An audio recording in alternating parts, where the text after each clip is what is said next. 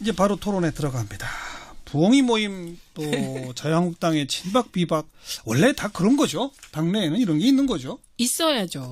네, 근데 이게 우리가 과거에 정당 고민할 때는 이게 이런 인적인 뭐 이런 모임이 아니라 정파로서 존재했으면 좋겠다. 예, 이런 생각을 했습니다. 그래서 민주당 같은 경우 사실 되게 스펙트럼이 넓은 정당이잖아요. 중도부터 보수까지 그리고 일부 아주 개혁적인 분들까지 있으니까 그런 분들이 개별적으로 그냥 친하게 지내고 이런 모임 말고 예. 우리는 민주당 내 진보 개파, 중도 개파, 약간 보수 개파 이런 정파적인 모임을 했으면 좋겠다는 생각을 저는 늘 해왔습니다. 정책적 성향별로. 네. 그러니까 사람 중심이 아니고 예. 정책이나 뭐 가치나 노선 이런 것 중심으로 모임이 있는 거야 굉장히 자연스러운 현상이면서 어떻게 보면 또 바람직할 수도 있어요. 그래서 그런 모임들이 특정한 정책을 놓고 입법을 놓고 서로 치열하게 토론하면서 생산적으로 경쟁하면 예. 그런 거는 굉장히 바람직한 긍정적인 순 효과를 낼 수가 있죠. 근데 지금까지 그러지 못해왔기 때문에. 그러니까 두 분 오늘 왜 계속 이렇게 교과서적 얘기만 하시려고 사실상 뭐 친문 비문 내지는 네. 또 뭐 친박 비박 뭐 이런 얘기는 다 당내 패권 싸움, 공천권 싸움 이런 거 아닙니까? 네, 맞습니다. 맞고요. 근데 지금 민주당의 경우는 친문 비분이 의미가 없어진 거예요. 왜냐하면 분명히 성향이 나누어지고 과거에 갈등이 심했기 때문에 다 알아요, 서로는. 과거에 지난 여름에 그들이 한 걸 다 알고 있다는데 지금은 문재인 대통령 지지율이 워낙 높다 보니 전부가 친문인 거죠. 예. 그러나 분명히 공천권을 둘러싼 갈등을 혹은 걱정하고 예. 혹은 내가 공천 못 받으면 어떡해? 예. 라고 생각도 할 거라고 보입니다. 그렇죠. 예, 그런데 부엉이 모임 같은 경우는 아예 그냥 뭐 문재인 대통령이 어려울 때 지키자 우리가 이렇게 모였다는 거거든요. 그래서 이름을 부엉이로 했다는 거기 때문에 네. 저는 뭐 지금 이 모임이 안 맞다. 지금 상황과.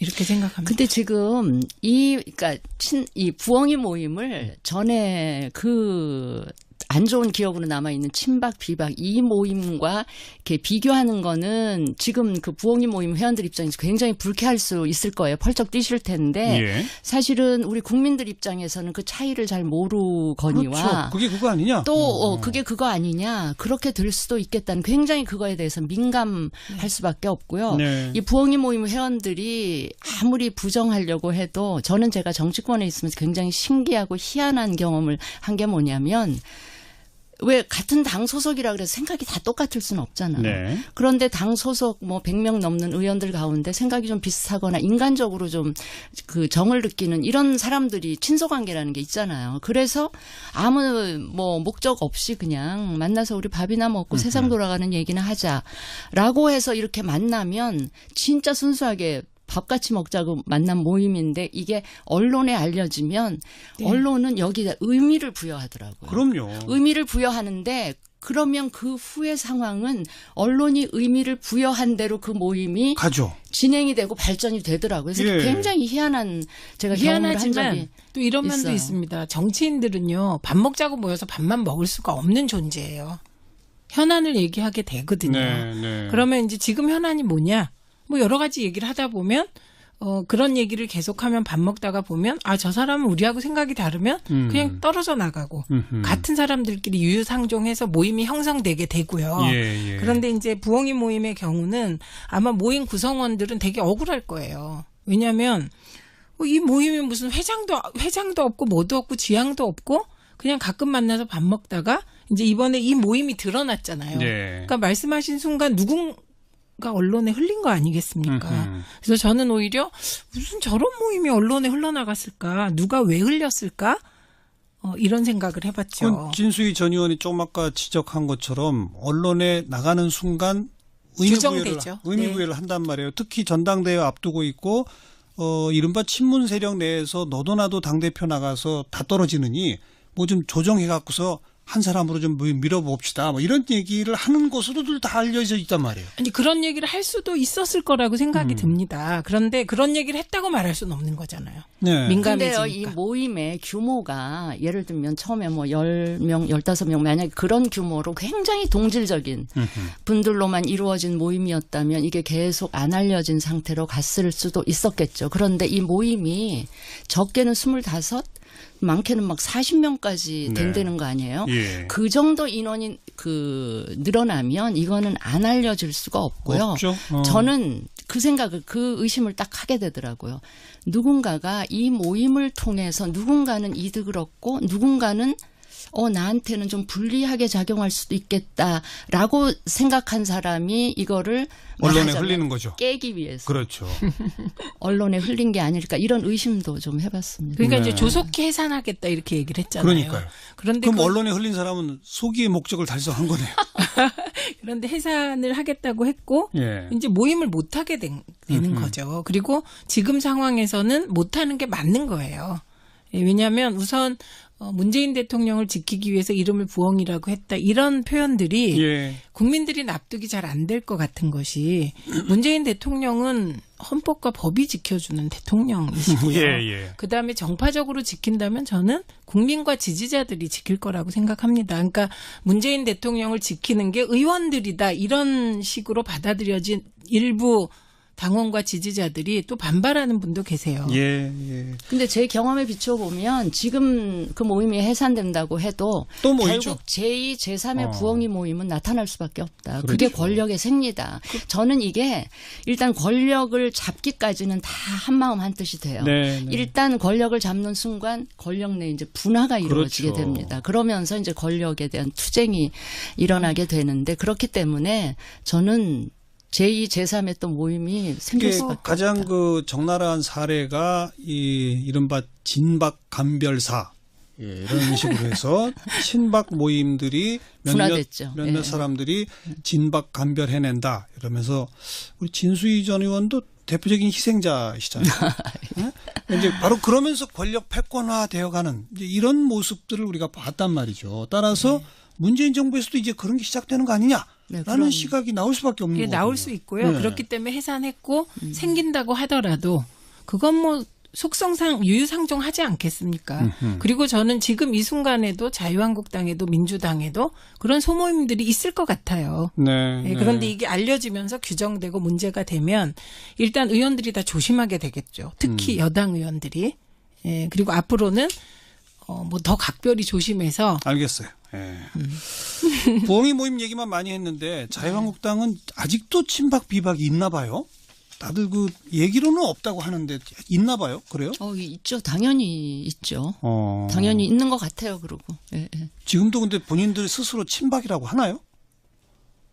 친박이라고 스스로는 안 할지 모르지만 비박 내지는 복당파들을 가리켜서 뭐 계속 뭐 나가라, 예. 그만둬라 뭐 이러는 거 보면 그 자기네들이 친박이라는 네이밍은 하지 않지만 자기네는 이 동질적인 하나의 그룹이다라는 인식은 있는 것 같아요. 네. 어떻게 될 것 같아요?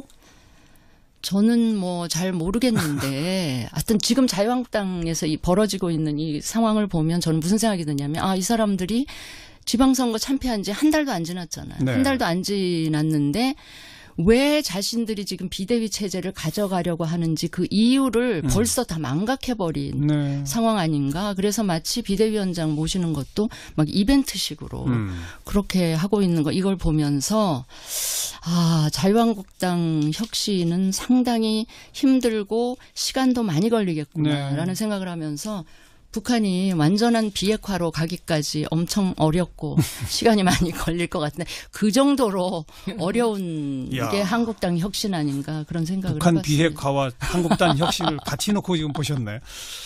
어쨌든 국민들 눈에는 여전히 자유한국당은 권력 다툼하는구나라는 식으로 비추어지는 그런 모양새죠. 있지도 아직은. 않은 권력을 갖고 다툰다는 게 참 근데 있는 거죠. 자기들끼리. 미래의 공천권이 있으니까. 근데 저는 비대위원장을 이 사람 저 사람 막 던지잖아요. 예. 저는 그게 참 신중하지 못한데 던지는 수준이거든요. 막 던지시는데 왜 저럴까? 정치 고단수들이.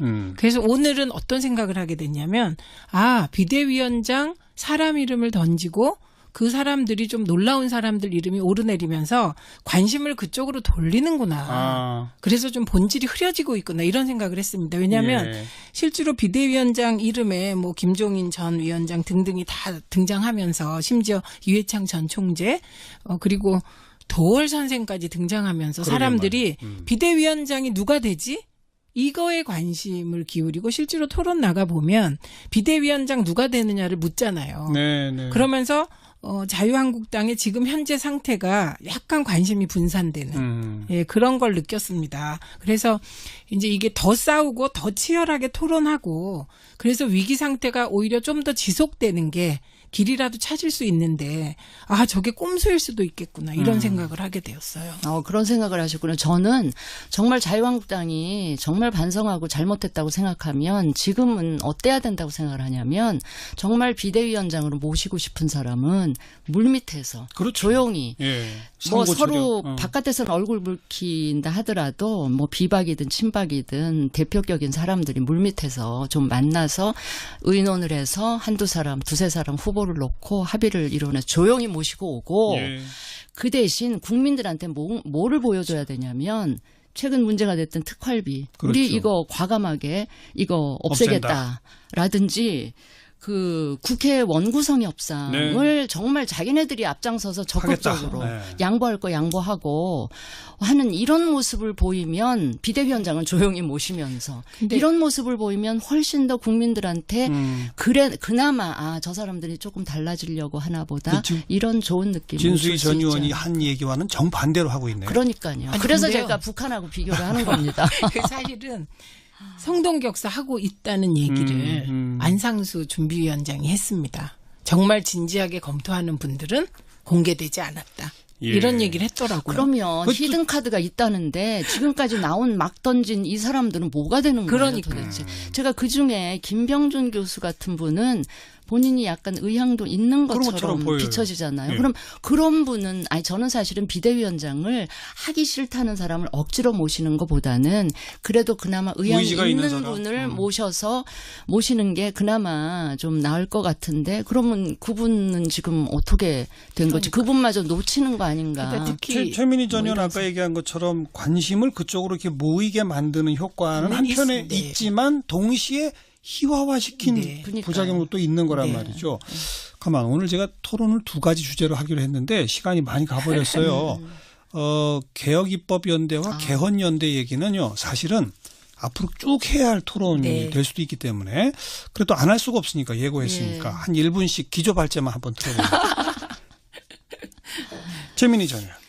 우선 개헌에 대해서는 개헌을 정략적으로 이용하려는 태도부터 완전히 탈피하시고 진정성 있는 개헌 논의를 시작해야 되고요. 저는 선거구제 개편 논의는 즉시 시작했으면 좋겠습니다. 그리고 개혁입법연대라는 말을 민생입법연대로 바꿨으면 좋겠고요.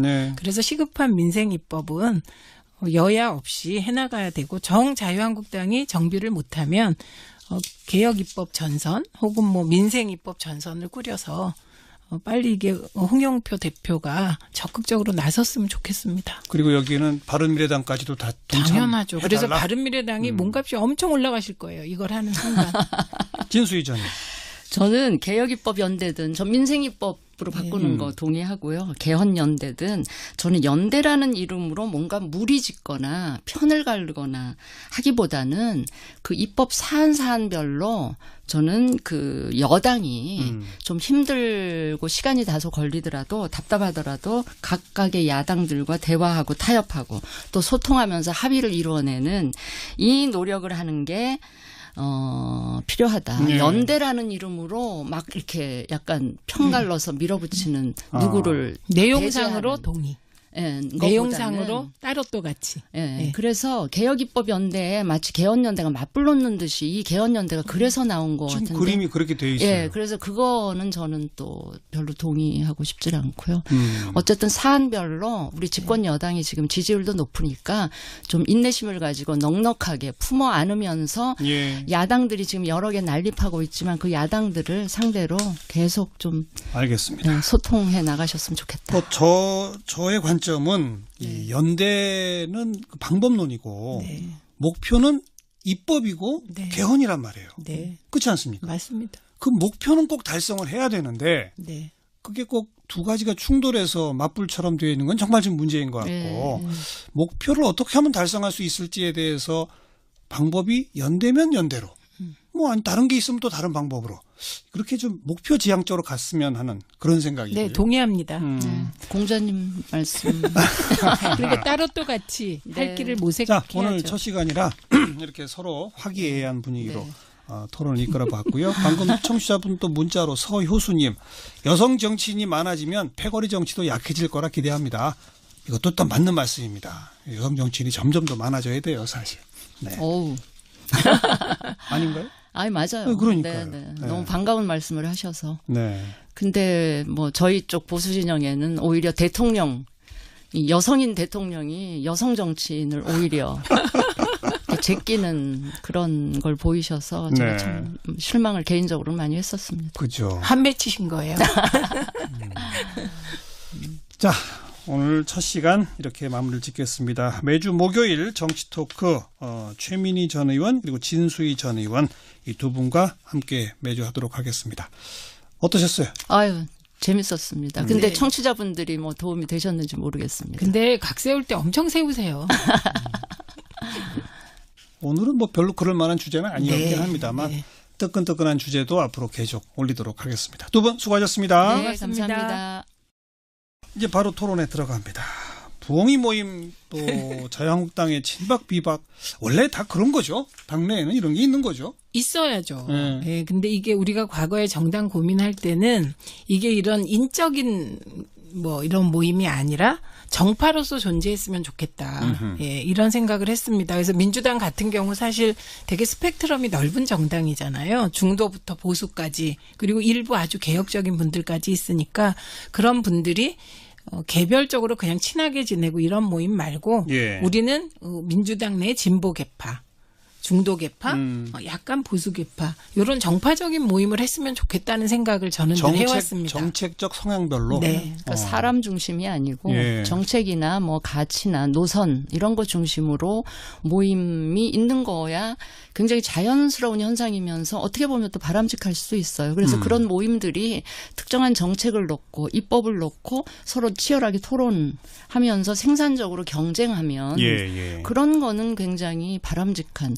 긍정적인 순 효과를 낼 수가 있죠. 근데 지금까지 그러지 못해왔기 때문에. 그러니까 두 분 오늘 왜 계속 이렇게 교과서적 얘기만 하시려고 예. 사실상 뭐 친문 비문 내지는 네. 또 뭐 친박 비박 뭐 이런 얘기는 다 당내 패권 싸움, 공천권 싸움 이런 거 아닙니까? 네, 맞습니다. 맞고요. 근데 지금 민주당의 경우는 근데 당 소속 뭐 100명 넘는 의원들 가운데 생각이 좀 비슷하거나 인간적으로 좀 그 정을 느끼는 이런 사람들이 친소관계라는 게 있잖아요. 그래서 아무 뭐 목적 없이 그냥 만나서 우리 밥이나 먹고 세상 돌아가는 얘기나 하자라고 해서 이렇게 만나면 진짜 순수하게 밥 같이 먹자고 만난 모임인데 이게 언론에 알려지면 네. 언론은 여기다 의미를 부여하더라고요. 그럼요. 의미를 부여하는데 그러면 그 후의 상황은 언론이 의미를 부여한 대로 그 모임이 가죠. 진행이 되고 발전이 되더라고요. 그래서 예. 굉장히 희한한 제가 경험을 한 적이 희한하지만 또 이런 면도 있어요. 있습니다. 정치인들은요. 밥 먹자고 모여서 밥만 먹을 수가 없는 존재예요. 현안을 얘기하게 되거든요. 네. 그러면 이제 지금 현안이 뭐냐? 뭐 여러 가지 얘기를 하다 보면 그런 얘기를 계속하면 밥 먹다가 보면 저 사람은 우리하고 생각이 다르면 그냥 떨어져 나가고 같은 사람들끼리 유유상종해서 모임이 형성되게 되고요. 예. 그런데 이제 부엉이 모임의 경우는 아마 모임 구성원들은 되게 억울할 거예요. 왜냐하면 이 모임이 무슨 회장도 없고 뭐도 없고 지향도 없고 그냥 가끔 만나서 밥 먹다가 이제 이번에 이 모임이 드러났잖아요. 예. 그러니까 말씀하신 순간 누군가 언론에 흘린 거 아니겠습니까? 그래서 저는 오히려 무슨 저런 모임이 언론에 흘러나갔을까? 누가 왜 흘렸을까? 이런 생각을 해봤죠. 그건 진수희 전 의원이 조금 아까 지적한 것처럼 언론 비분이 의미가 없어진 거예요. 왜냐하면 분명히 성향이 나누어지고 과거에 갈등이 심했기 때문에 다 알아요, 서로는. 과거에 지난 여름에 그들이 한 걸 다 알고 있다는데 지금은 문재인 대통령 지지율이 워낙 높다 보니 전부가 친문인 거죠. 예. 그러나 분명히 공천권을 둘러싼 갈등을 혹은 걱정하고 예. 혹은 내가 공천 못 받으면 어떡해? 예. 라고 생각도 할 거라고 보입니다. 그렇죠. 예, 그런데 부엉이 모임 같은 경우는 아예 그냥 뭐 문재인 대통령이 어려울 때 지키자 우리가 이렇게 모였다는 거거든요. 그래서 이름을 부엉이로 했다는 거기 때문에 네.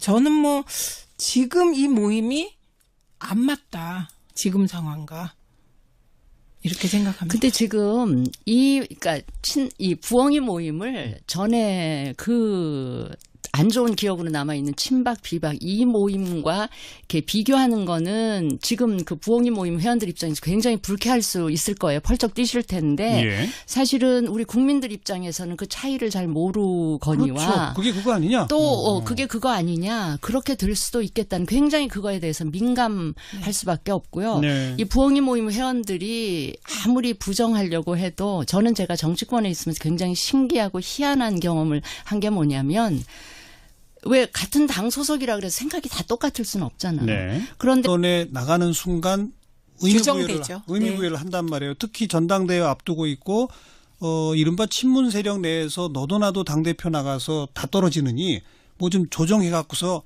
한 사람으로 좀 밀어봅시다. 뭐 이런 얘기를 하는 것으로들 다 알려져 있단 말이에요. 아니 그런 얘기를 할 수도 있었을 거라고 생각이 듭니다. 그런데 그런 얘기를 했다고 말할 수는 없는 거잖아요. 네. 근데요, 이 민감해지니까. 모임의 규모가 예를 들면 처음에 뭐 10명, 15명 만약에 그런 규모로 굉장히 동질적인 분들로만 이루어진 모임이었다면 이게 계속 안 알려진 상태로 갔을 수도 있었겠죠. 그런데 이 모임이 적게는 25, 많게는 막 40명까지 네. 된다는 거 아니에요? 예. 그 정도 인원이 늘어나면 이거는 안 알려질 수가 없고요. 없죠.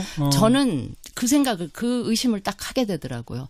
누군가가 이 모임을 통해서 누군가는 이득을 얻고 누군가는 나한테는 좀 불리하게 작용할 수도 있겠다라고 생각한 사람이 이거를 언론에 말하자면 흘리는 거죠. 깨기 위해서 그렇죠. 언론에 흘린 게 아닐까 이런 의심도 좀 해봤습니다. 그러니까 네. 이제 조속히 해산하겠다 이렇게 얘기를 했잖아요. 그러니까요. 그런데 그럼 언론에 흘린 사람은 소기의 목적을 달성한 거네요. 그런데 해산을 하겠다고 했고 예. 이제 모임을 못 하게 되는 거죠. 그리고 지금 상황에서는 못 하는 게 맞는 거예요. 예, 왜냐하면 우선 문재인 대통령을 지키기 위해서 이름을 부엉이라고 했다. 이런 표현들이 예. 국민들이 납득이 잘 안 될 것 같은 것이 문재인 대통령은 헌법과 법이 지켜주는 대통령이시고요. 예. 그다음에 정파적으로 지킨다면 저는 국민과 지지자들이 지킬 거라고 생각합니다. 그러니까 문재인 대통령을 지키는 게 의원들이다. 이런 식으로 받아들여진 일부 당원과 지지자들이 또 반발하는 분도 계세요. 예. 근데 제 경험에 비춰보면 지금 그 모임이 해산된다고 해도 또 모이죠. 결국 제2, 제3의 부엉이 모임은 나타날 수밖에 없다. 그렇죠. 그게 권력의 생리다. 저는 이게 일단 권력을 잡기까지는 다 한마음 한뜻이 돼요. 네. 일단 권력을 잡는 순간 권력 내 이제 분화가 이루어지게 그렇죠. 됩니다. 그러면서 이제 권력에 대한 투쟁이 일어나게 되는데 그렇기 때문에 저는 제2, 제3의 또 모임이 생길 이게 수밖에 가장 없다. 그 적나라한 사례가 이른바 진박 감별사 이런 식으로 해서 친박 모임들이 분화됐죠. 몇몇 예. 사람들이 진박 감별해낸다 이러면서 우리 진수희 전 의원도 대표적인 희생자시잖아요. 네? 이제 바로 그러면서 권력 패권화되어가는 이제 이런 모습들을 우리가 봤단 말이죠. 따라서 문재인 정부에서도 이제 그런 게 시작되는 거 아니냐? 네, 라는 그럼. 시각이 나올 수밖에 없는 이게 거예요. 나올 수 있고요. 네. 그렇기 때문에 해산했고 생긴다고 하더라도 그건 뭐 속성상 유유상종하지 않겠습니까? 그리고